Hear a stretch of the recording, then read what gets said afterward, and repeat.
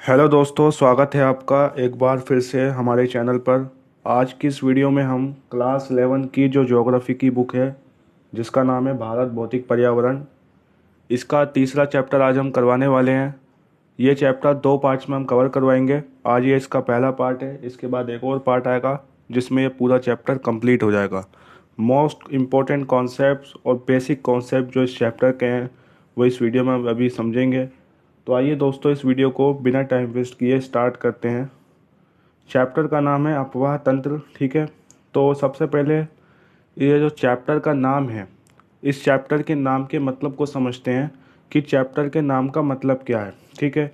तो अपवाह तंत्र में अफवाह का मतलब क्या है? अफवाह का मतलब होता है प्रवाह, यानी कि फ्लो, किसी चीज़ का बहना। जैसे पानी बहता है तो ये क्या है? एक अफवाह है, ठीक है। तंत्र का मतलब होता है एक तरीके से नेट, यानी कि जाल, सिस्टम, ठीक है। तो भाई जो निश्चित वाहिकाएं होती हैं, वाहिकाएं आप समझते हैं, वाहिका कहते हैं नालियों को, ठीक है। निश्चित वाहिकाओं के माध्यम से हो रहे जल प्रवाह को हम क्या बोलते हैं? अपवाह। यानी कि जो नालों के ज़रिए, नालियों के ज़रिए जो पानी बहता है, ठीक है, इसी बहने को हम क्या कहते हैं? अपवाह, ठीक है। बात समझ में आ गई। और अपवाह तंत्र किसे कहते हैं? कि इन वाहिकाओं के जाल को अपवाह तंत्र कहा जाता है।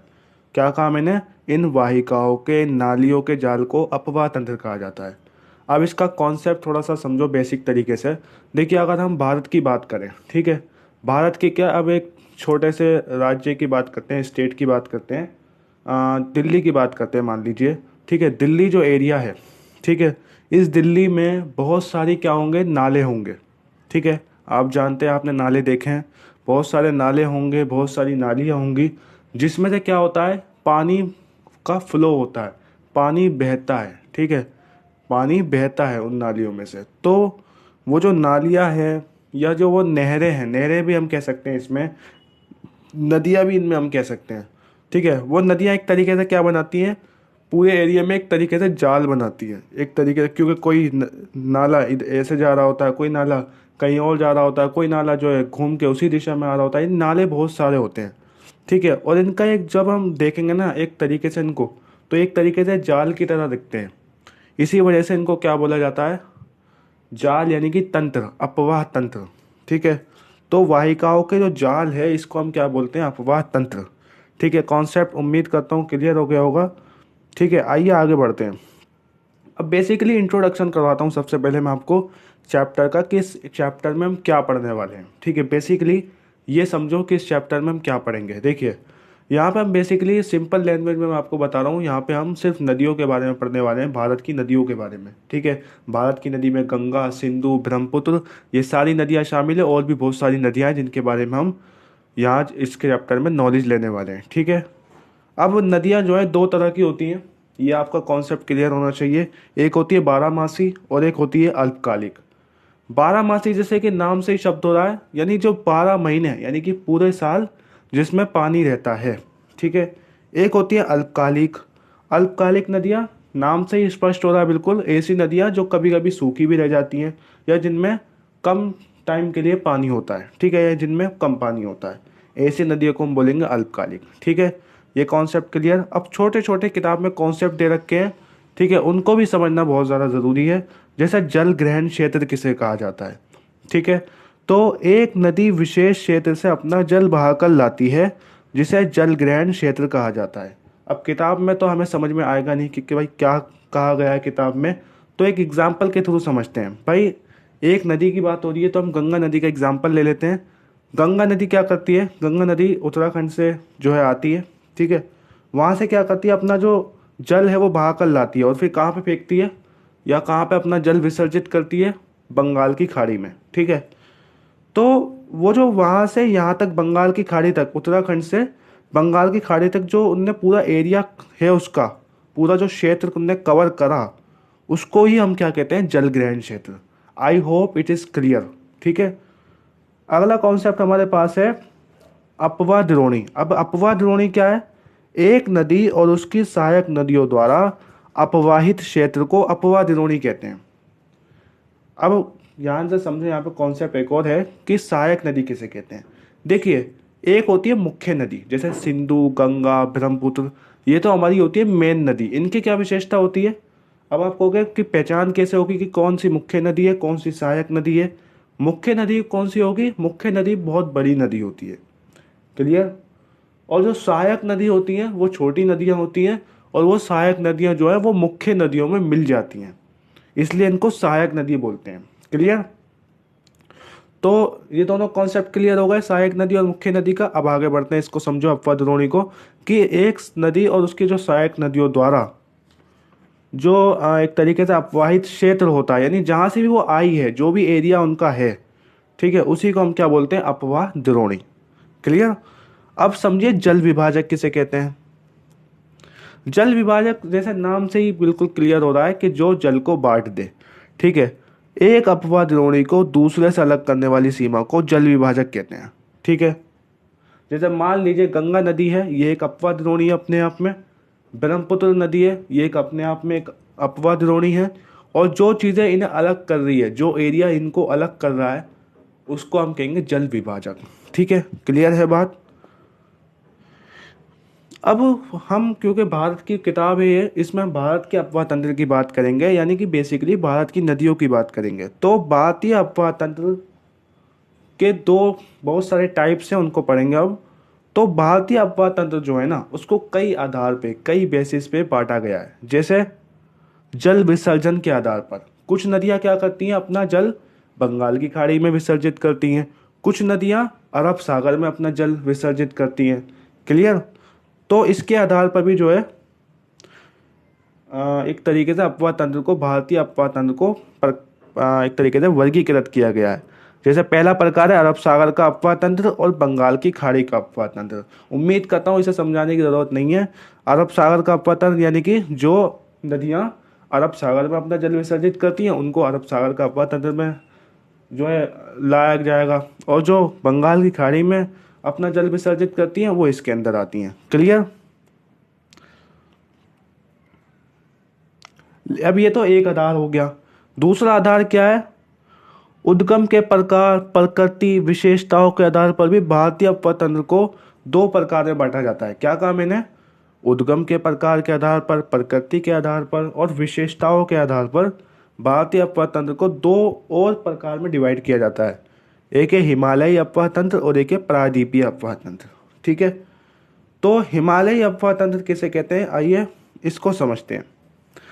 तो अगर इसका इंट्रोडक्शन की अगर मैं बात करूं, अगर इसके इतिहास की बात करूं, बहुत पहले ये विकसित हुआ हिमालय अपवाह तंत्र। ठीक है, यहाँ ये जो हिमालय अपवाह तंत्र है, ठीक है, इसमें बेसिकली गंगा नदी, सिंधु नदी, ब्रह्मपुत्र नदी मुख्य रूप से ये शामिल है। ठीक है, यहाँ की नदियों की विशेषता, यानी कि गंगा, सिंधु, ब्रह्मपुत्र नदियों की विशेषता क्या है कि भैया ये 12 मासी है, यानी पूरे साल इनके अंदर पानी रहता है।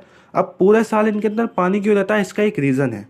इसका रीज़न ये है क्योंकि बर्फ़ पिघलती है, बर्फ़ पिघलने से पानी मिल जाता है। इसके अलावा मानसून आता है, मानसून से जो बारिश होती है उससे भी पानी मिल जाता है। यानी कि दो सोर्स हैं पानी के यहाँ पे, इसलिए यह जो है 12 मासी नदियाँ हैं, इनमें पूरे साल पानी रहता है। ठीक है, इसके अलावा ये नदियाँ जो है जॉर्जेस से गुजरती हैं, यानी महाखड्डों से गुजरती हैं। जॉर्जेस आपकी स्क्रीन पे एक फ़ोटो दिख रहा है।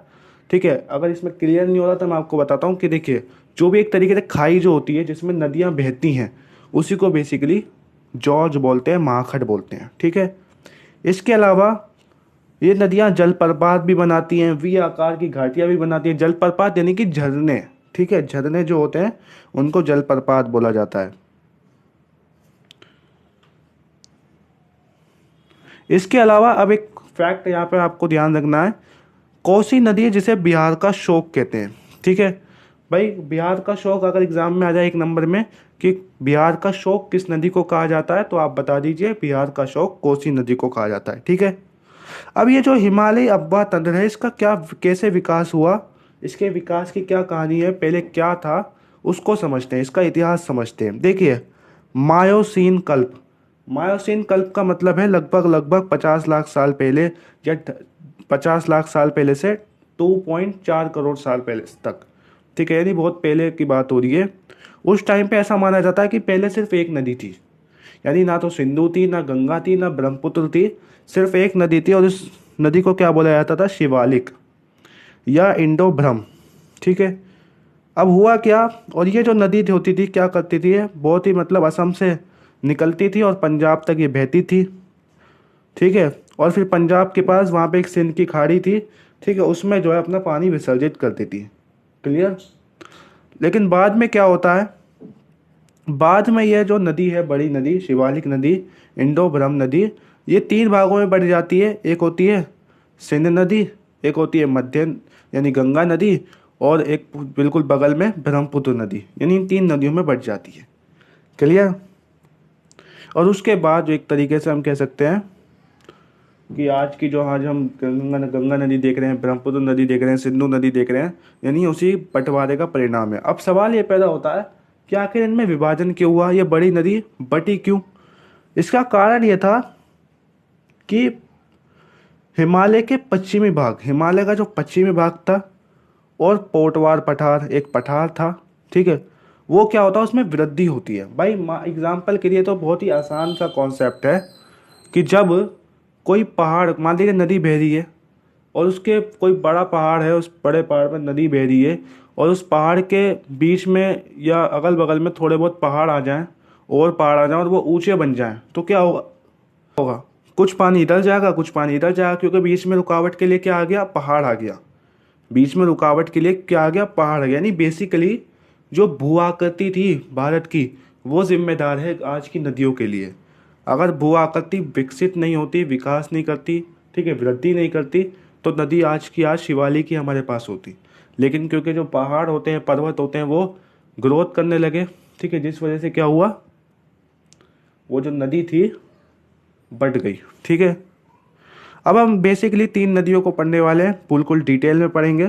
ठीक है। सबसे पहले समझते हैं सिंधु नदी को। एक कहानी की तरह मैं आपको समझाने की कोशिश करूंगा कि सिंधु नदी कहाँ से निकलती है, फिर कहाँ जाती है, कैसे जाती है, ठीक है, क्या विशेषता है, सब एक एक करके डिटेल में पढ़ने वाले हैं। तो सिंधु नदी को समझो पहले। देखिए, विश्व की सबसे बड़ी नदी द्रोणियों में से एक है। अब ये द्रोणी जो वर्ड आ रहा है ना, इससे आप कंफ्यूज मत हो। ठीक है, द्रोणी एज ए वर्ड आप ले, नदी द्रोणी या नदी में ज़्यादा कोई फ़र्क नहीं है। बस इतना फ़र्क है कि नदी द्रोणी अगर मैं कह रहा हूँ ना, तो इसका मतलब ये है कि मैं सिंधु नदी की भी बात कर रहा हूँ, और उसकी जो सहायक नदियाँ हैं उसकी भी बात कर रहा हूँ। क्लियर। तो विश्व के सबसे बड़ी नदी द्रोणियों में से एक है ये। ठीक है। और इसका क्षेत्रफल आप ध्यान याद कर लेना, कई बार एमसीक्यूज में एक नंबर में पूछ लेता है। 11,65,000 वर्ग किलोमीटर है इसका क्षेत्रफल। ठीक है। भारत में इसका क्षेत्रफल कितना है, ये तो पूरा क्षेत्रफल इसका है।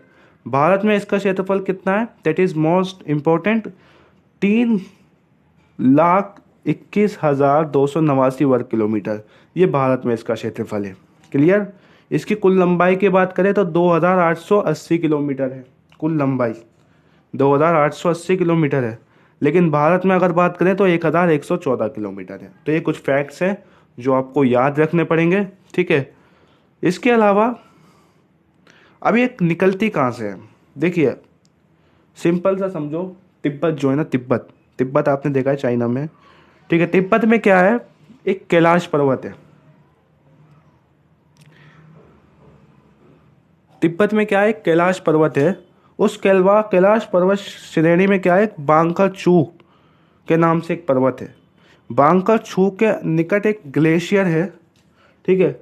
उस ग्लेशियर से जो है ये निकलती है सिंधु नदी। क्लियर है। अगर कोई पूछे सिंधु नदी कहाँ से निकलती है, तो सिंपल लैंग्वेज में बता दो भाई, तिब्बत में एक ग्लेशियर है, वहाँ से निकलती है। ठीक है। इसके अलावा वहाँ पे तिब्बत में इसे क्या बोलते हैं, तिब्बत में से बोलते हैं शेरमुख या सिंगी खम्बान। इसे तिब्बत में इस नदी को ये नाम दिया जाता है। ठीक है। इसके अलावा अगर बात करें और फैक्ट्स की इसके बारे में, तो ये बेसिकली तिब्बत से आती है, फिर भारत में प्रवेश करती है, उसके बाद पाकिस्तान जाती है। ठीक है। और इसकी बहुत सारी सहायक नदियाँ भी हैं जो हिमालय पर्वत से निकलती हैं, जैसे श्योक, गिलगित, जास्कर, हुंजा, गौस्तिक, द्रास, ये सारी नदियाँ हैं। इसके अलावा इसकी और नदियाँ भी हैं, जैसे खुर्रम, तोची, गोमल, विबुआ, संगर, ये सारी इसकी सहायक नदियाँ हैं। ठीक है। और जो मेन नदियाँ हैं जो फेमस हैं ज़्यादातर, वह है सतलुज, व्यास, रावी, चेनाब, झेलम। ये इसकी प्रमुख मुख्य नदियां हैं, जो सहायक नदियां हैं। ठीक है। तब इन जो इसकी जो सहायक नदियां हैं, ये मुख्य मुख्य झेलम, चेनाब, रावी, सतलुज, व्यास, इनके बारे में थोड़ा टच करके थोड़ा बहुत पढ़ लेते हैं। ठीक है। तो झेलम नदी के बारे में समझते हैं पहले। देखिए, सबसे महत्वपूर्ण नदी है सिंधु की है, पहली बात तो ये। दूसरी बात, ये निकलती कहाँ से है भैया? पीर पंजाल गिरिपद है। ठीक है, भारत में ये हमारे पीर कश्मीर घाटी जो है वहाँ पे, वहीं पे है ये पीर पंजाल गिरिपद। तो वहाँ पे एक झरना है जिसको कहा जाता है वेरीनाग। उस वेरीनाग से ये नदी निकलती है, कौन सी? झेलम। ठीक है। इसके अलावा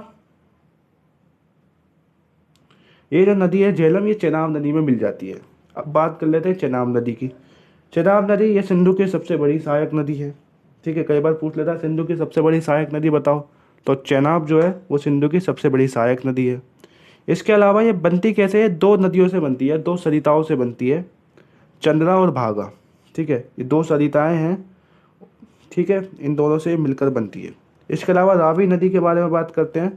ये भी सिंधु की महत्वपूर्ण नदी है, और ये जो है हिमाचल प्रदेश में कुल्लू पहाड़ियाँ हैं, कुल्लू पहाड़ियों में एक दर्रा है, दर्रा यानी रोहतांग दर्रा है, उसके पश्चिम से ये निकलती है। अब दर्रा किसे कहते हैं?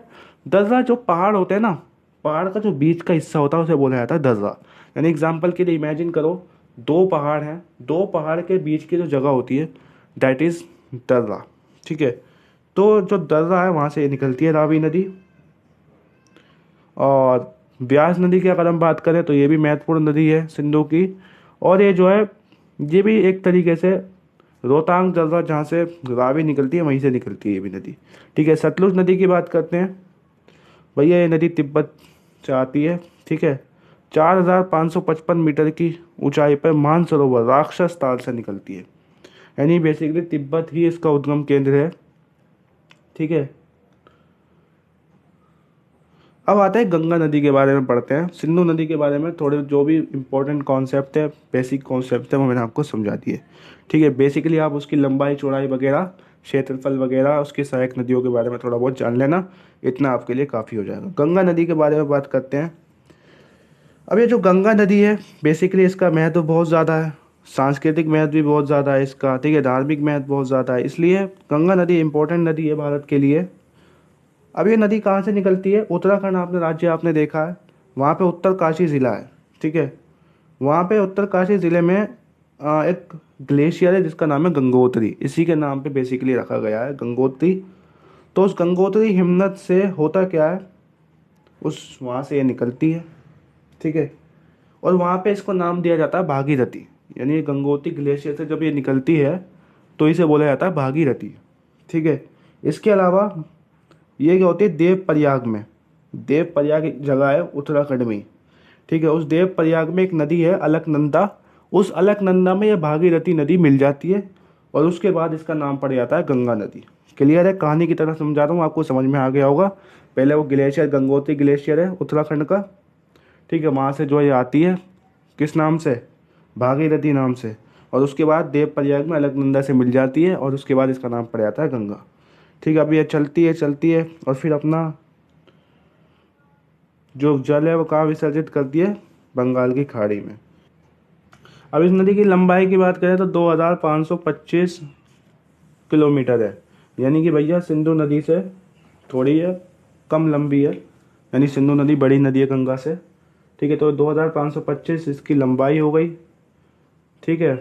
अच्छा, ये भी बता रखा उत्तराखंड में 110 किलोमीटर इसकी लंबाई है, यूपी में 1450 यानी 1450 किलोमीटर है, बिहार में 445 किलोमीटर है। ठीक है। पश्चिम बंगाल में 520 किलोमीटर है, तो इसको आप देख लेना। ठीक है। इसके अलावा ये बारामासी नदी है, बेसिकली आप जानते ही हैं। इसके अलावा एक इसकी नदी है सहायक नदी, उसको बोला जाता है सोन। ठीक है। तो सोन नदी इसकी जो है सहायक नदी है, प्रमुख सहायक नदी है गंगा की। ठीक है। गंगा की सहायक नदी है गंगा की। तो होता क्या है, बाएं तट पर मिलने वाली महत्वपूर्ण सहायक नदी है गोमती, घाघरा, गंडक, कोसी, महानंदा सागर द्वीप के निकट। ठीक है। बाएं तट, इसका जो बायां तट है वहाँ पे बहुत सारी नदियाँ इसमें आकर मिलती हैं, उसमें रामगंगा, गोमती, घाघरा, गंडक, कोसी, महानंदा, ये सारी जो है सहायक नदियाँ वो हैं जो बाएं तट पे गंगा में मिलती हैं। इसके अलावा यमुना गंगा, यमुना जो नदी जो है वो भी गंगा की सबसे महत्वपूर्ण नदियों में आती है। और ये जो है यमुनोत्री ग्लेशियर है वहाँ से निकलती है यमुना नदी। ठीक है। चंबल नदी, ये भी एक महत्वपूर्ण नदी है गंगा की। ठीक है। अब ये जो है कहाँ से निकलती है, मध्य प्रदेश में मालवा पठार है वहीं से ये निकलती है। ठीक है। एक एक गंडक नदी, नदी का नाम है गंडक। गंडक नदी जो है दो धाराओं से मिलकर बनती है, काली गंडक और त्रिशूल गंगा। त्रिशूल गंगा ये दो नाम की धाराएं हैं, यानी कि छोटी नदियां हैं। इन नदियों से मिलकर एक बड़ी नदी गंडक नदी बनी है। ठीक है। और ये कहाँ से निकलती है, नेपाल में जो माउंट एवरेस्ट है, ठीक है, धौलागिरी जो पहाड़ है उसके बीच से ये निकलती है। इसके अलावा घाघरा नदी है, एक क्या है, घाघरा नदी। घाघरा नदी जो है मापचा चुंगो ग्लेशियर से निकलती है। ठीक है। कौन से ग्लेशियर से, मापचा चुंगो। एक होती है शारदा नदी। अच्छा, शारदा नदी के बारे में एक फैक्ट ये है, इसको काली गंगा भी बोला जाता है। ठीक है। कई बार एग्जाम में पूछा जाता है कि काली गंगा किसको बोलते हैं, किस नदी को बोलते हैं, शारदा नदी। इसको काली गंगा भी कहा जाता है। ये जो क्या करती है, ये भी जो है गंगा की एक सहायक नदी है। इसके अलावा कोसी नदी, ये एक पूर्ववर्ती नदी है। ठीक है। और ये जो है तिब्बत से निकलती है, माउंट एवरेस्ट है तिब्बत में, वहाँ से ये निकलती है। इसके अलावा रामगंगा नदी जो अभी आपको बताया मैंने। ठीक है। रामगंगा नदी कहाँ से निकलती है, गढ़वाल की पहाड़ियाँ। ठीक है। गढ़वाल की पहाड़ियाँ वहाँ से निकलती है। उसके बाद ये शिवालिक को भी पार करती है। इसके अलावा महानंदा जो इम्पोर्टेंट है, गंगा की महत्वपूर्ण नदी है, ये जो है दार्जिलिंग पहाड़ियाँ जो हैं वहाँ से निकलती है। ठीक है। और इसके अलावा एक सोन नदी है, ये भी जो है गंगा की इम्पोर्टेंट नदी में से एक है। ये कहाँ से निकलती है, अमरकंटक पहाड़ से निकलती है। ठीक है। और इसके अलावा ये जलप्रपात भी बनाती है। और ये जो गंगा नदी में कब कब मिलती है, किस जगह पे मिलती है, पटना से पश्चिम में आरा के पास, आरा एक जगह है, वहाँ से जो है गंगा में मिल जाती है। अब आती है हमारे पास ब्रह्मपुत्र नदी। अब ये जो है विश्व की सबसे बड़ी नदियों में से एक है भाई, बड़ी नदी है। ठीक है। कहाँ से निकलती है भैया, कैलाश पर्वत श्रेणी तिब्बत में जो है, ठीक है, वहाँ पे एक ग्लेशियर है, उसका नाम थोड़ा अजीब सा है, चेमा युंगडुंग। चेमा युंगडुंग ग्लेशियर है, वहाँ से ये निकलती है। और वहाँ से फिर ये बहती है, फिर दक्षिण तिब्बत में आती है। उसके बाद 1200 किलोमीटर की दूरी वहीं पे तय करती है। और तिब्बत में फैक्ट ये है कि तिब्बत में इसे सांगपो बोला जाता है, सांगपो। ठीक है। क्या बोला जाता है ब्रह्मपुत्र नदी को तिब्बत में, सांगपो। अब ये जो है तिब्बत से फिर जो है भारत में प्रवेश करती है, अरुणाचल प्रदेश जो कि भारत का राज्य है वहाँ पे आती है सबसे पहले। और जब ये नदी भारत में प्रवेश करती है तो दक्षिण पश्चिम दिशा में बहते हुए इसके बाएं तट पर इसकी कुछ प्रमुख नदियाँ होती हैं। यानी भारत की बात हो रही है कि कौन कौन सी बाएं तट पर इसकी प्रमुख नदियाँ हैं, तो नाम है उनके दिबांग या सिकांग और लोहित। ये दो नदियाँ होती हैं जो ब्रह्मपुत्र नदी में मिल जाती हैं। और फिर एंड में क्या होता है, बांग्लादेश में ये एंट्री मारती है अपनी, और बांग्लादेश में इसको बोला जाता है जमुना। ठीक है। तिब्बत में सांगपो, इंडिया में ब्रह्मपुत्र, और असम बांग्लादेश में जमुना नदी बोला जाता है। ठीक है। ठीक है। तो ये था ब्रह्मपुत्र नदी तंत्र के बारे में। अभी आपका एक पार्ट कंप्लीट हो चुका है, बेसिक चीज़ें बता दी हैं। अगले पार्ट में प्रादीपीय अपवाद तंत्र पढ़ेंगे, और भी छोटे मोटे कॉन्सेप्ट बचे हैं एक आध, उनको कवर कर लेंगे। आज के लिए सिर्फ इतना ही। अगर कोई डाउट है तो आप कमेंट कर सकते हैं, मैं जो नेक्स्ट वीडियो आएगी मैं उसमें उस डाउट को क्लियर करने की कोशिश करूँगा। तो तब तक के लिए अलविदा।